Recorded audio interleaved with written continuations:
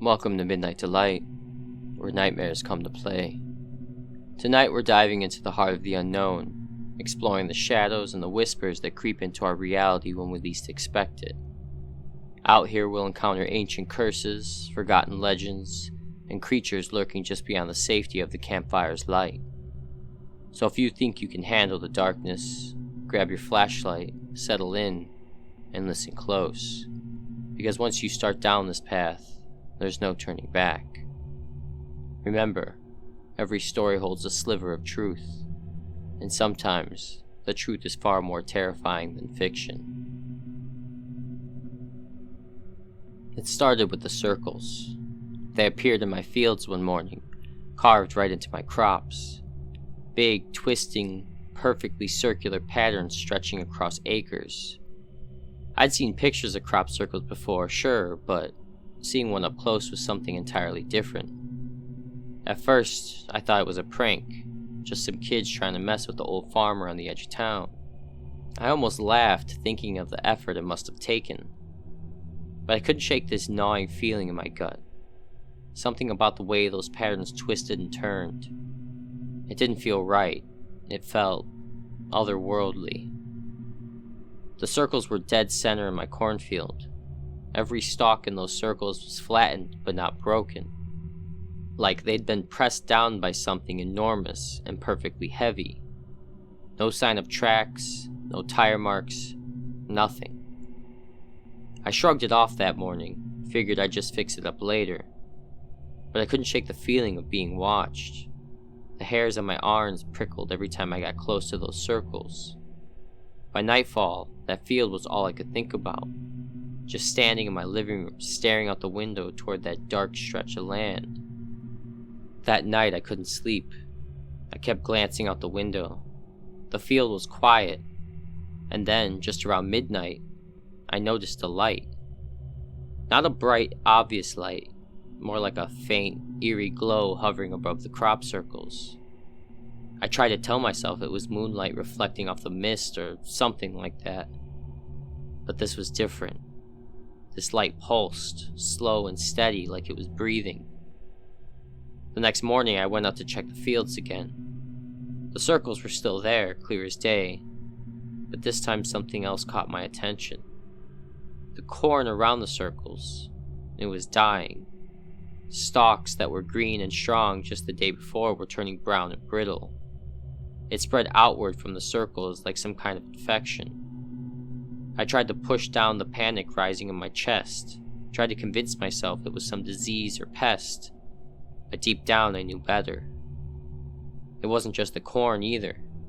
That night one of my cows went missing, Daisy, my prize Holstein, the one I'd raised since she was a calf. I found the gate to her pen wide open, even though I swear I'd latched it. I'd spent hours searching, even called a couple of neighbors for help. Nothing. Not a single trace. Then it happened again. Another cow, another gate wide open. And this time, there was something else. A faint sulfuric smell lingering in the air. It made my stomach turn. I could still feel that feeling deep in my gut, that I was being watched. And every night that strange light would return, pulsing just above the crop circles. By the third night, sleep was out of the question. I sat on my porch with my old hunting rifle across my lap, staring out at the field. The air was thick, heavy, with something I couldn't quite put into words. Just as the harvest moon rose high into the sky, I saw them.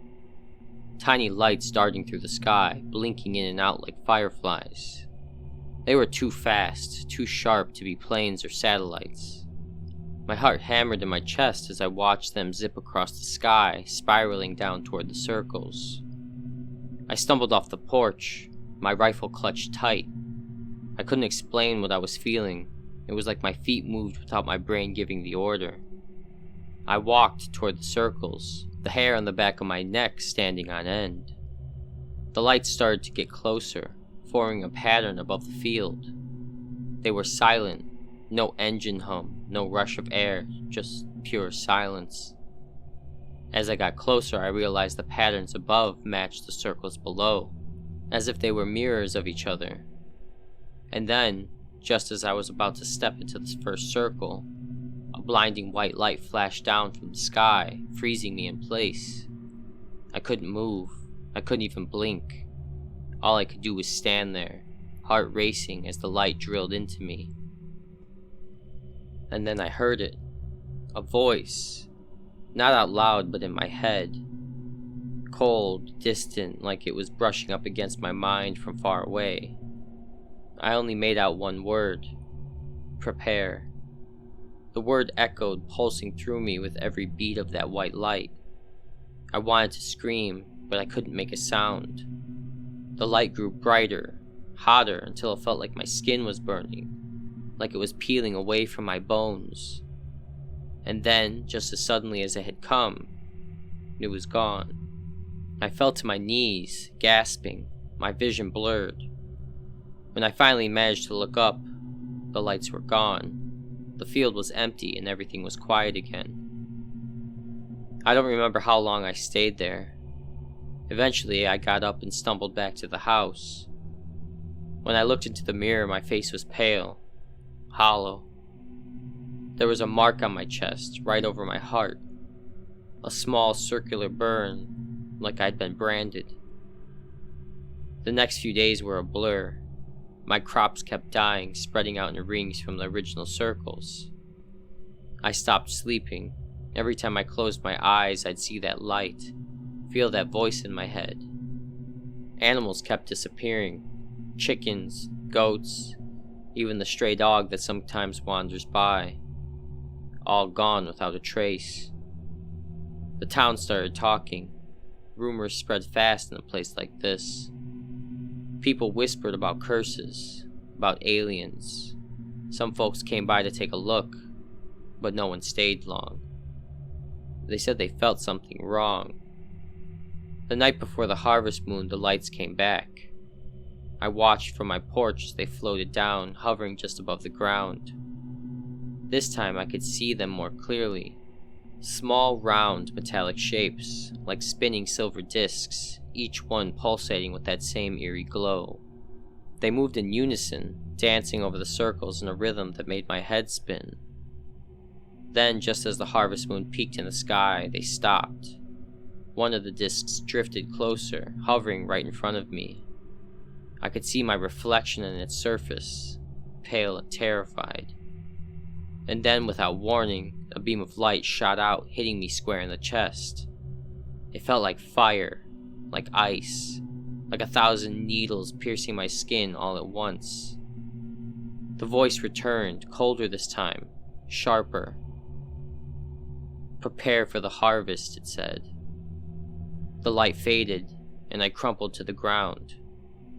When I woke up, the sun was rising and my fields were empty. No lights, no discs, just the dead, brittle stalks standing like tombstones. I left that farm the next day, sold it to some big company that didn't care about ghost stories or crop circles. I packed my bags, drove as far as I could.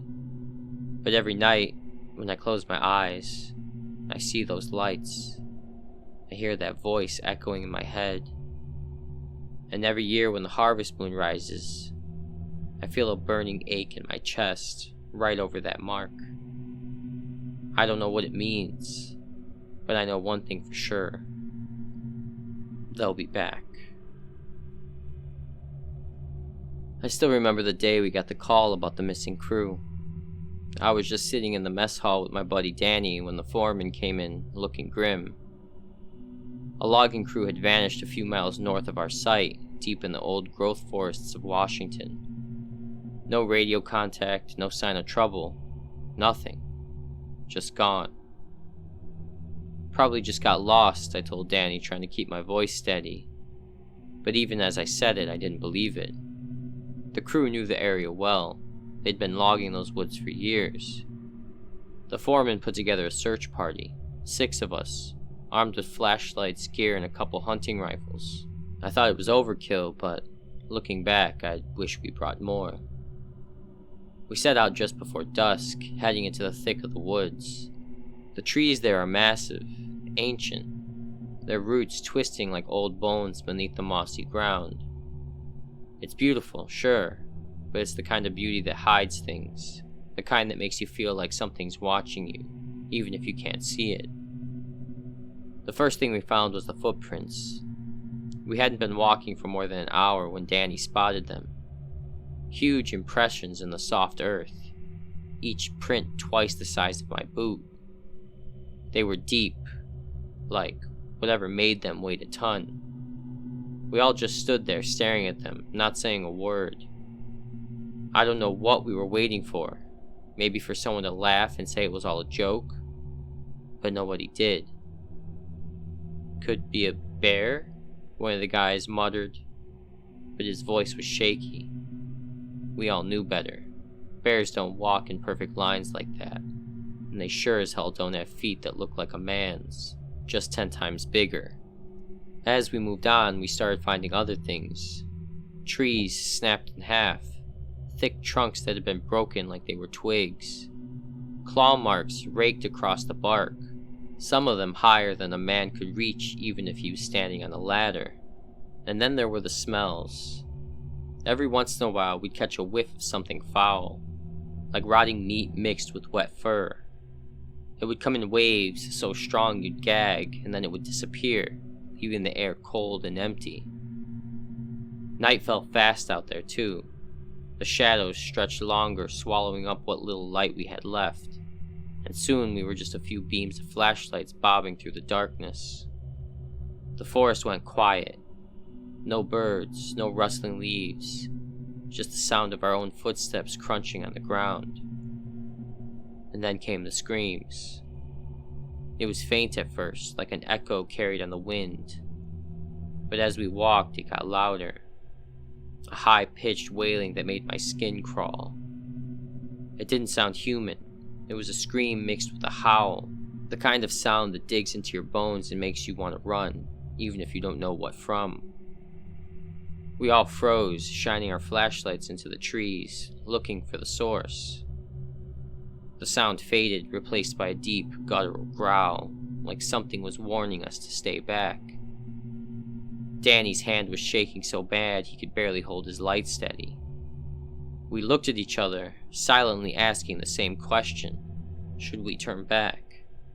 But then we saw it, a shape just at the edge of our lights.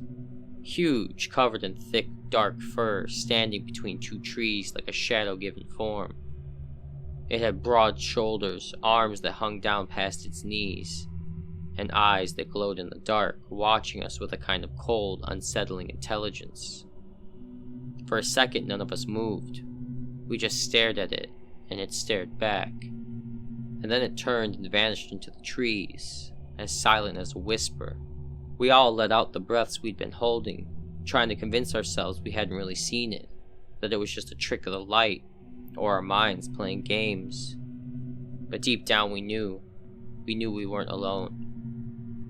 The howls started again, this time closer, surrounding us. There wasn't just one of them. There were more. Maybe 5, maybe 10. We couldn't tell. The shadows shifted around us, and every time we thought we'd see something, it would disappear, melting back into the darkness. We huddled together, rifles raised, but we all knew it was useless. These things, they were hunting us, toying with us, and they were smart. They'd vanish just long enough to make us second-guess ourselves, then reappear closer each time. One of the guys, Pete, panicked. He fired a shot into the trees, the sound echoing through the forest like a thunderclap. The silence that followed was worse than the screams. We all knew that gunshot had been a mistake. And then we heard footsteps. Heavy, deliberate, moving through the underbrush toward us. I turned my flashlight toward the sound, my heart pounding, and that's when I saw them. It wasn't just one, it was a whole damn tribe. They stepped out of the shadows, towering figures with eyes that gleamed like embers in the night. They were massive, each one at least 8 feet tall, their muscles rippling under their matted fur. Their faces were almost human, but not quite. Their jaws were wide, filled with teeth that looked sharp enough to tear through bone, and their noses were flat, almost snout-like. The one in front, the biggest of them, just let out a low growl, baring its teeth. It raised one arm, and I saw something glinting in its hand. One of the crew's hard hats covered in blood. That was it. We broke, we ran, scared into trees like terrified animals, stumbling and tripping over boots and rocks. I could hear the others crashing through the underbrush, their breaths coming in ragged gasps. But no matter how fast we ran, those things were faster. I don't know how long I ran. My legs were burning. My lungs felt like they were going to burst. But I didn't dare stop. I could hear them behind me, their footsteps pounding through the forest, their breath hot on my neck. Every once in a while I'd catch a glimpse of one of them, a flash of fur, a glint of those glowing eyes. And then, just as suddenly as it had started, it stopped. I slowed, panting, my body screaming for rest. I looked around trying to spot the others, but there was no one. Just trees and shadows stretching in every direction. And then I heard it. A soft, low whisper like the wind, but heavier, more deliberate. I turned, shining my flashlight into the darkness, and there it was, standing right in front of me. The leader, the one with the bloody hard hat. It looked down at me, its eyes filled with something I could only describe as rage. It raised its arm, and before I could even think to move, it swung. I don't remember much after that, just pain, searing and blinding as I hit the ground. I lay there gasping, my vision blurring as I watched it disappear back into the trees, leaving me there, broken and bleeding. They found me the next day barely alive, lying in a patch of trampled grass. I tried to tell them what happened. I tried to warn them, but they just shook their heads saying I must have gotten lost, that I hit my head. But I know what I saw, and every time I close my eyes I can still see those glowing eyes staring back at me from the shadows, hear those footsteps closing in.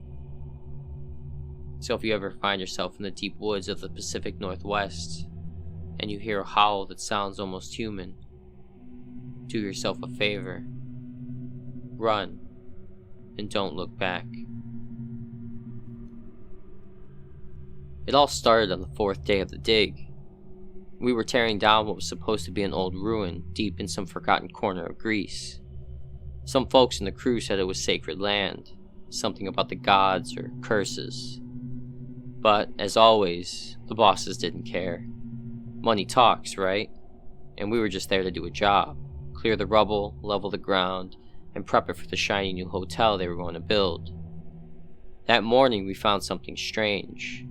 A stone door hidden behind the crumbling wall. One of the guys spotted it, half buried in dirt and vines. There were carvings all over it, symbols and faces twisted in fear. I should have taken it as a sign, but you know how it goes. The bosses thought it was an exciting archaeological find. They didn't call in any experts, of course, just told us to open it up. It took a few hours to dig it out, but we finally managed to pull the door open, and a waft of stale, cold air hit us. The smell was like damp stone and something else, something old and rotten. A chill ran down my spine, but I forced myself to ignore it. We were a tough bunch. We weren't afraid of some old, moldy basement. But this, it was different. Inside, it was pitch black, the kind of darkness that swallows light. We shone our flashlights in, and what we saw made us all take a step back. Statues, dozens of them, scattered all over the chamber like they'd been abandoned there. But they didn't look like any statues I'd ever seen. They weren't just standing there, posing like you'd expect. They were twisted, frozen mid-movement, their faces locked in expressions of pure terror. One statue, a young man, was crouched, his arms shielding his face, his mouth open in a silent scream. Another, an older woman, looked like she was trying to run, one hand reaching out, her eyes wide with horror. I felt a shiver crawl up my spine.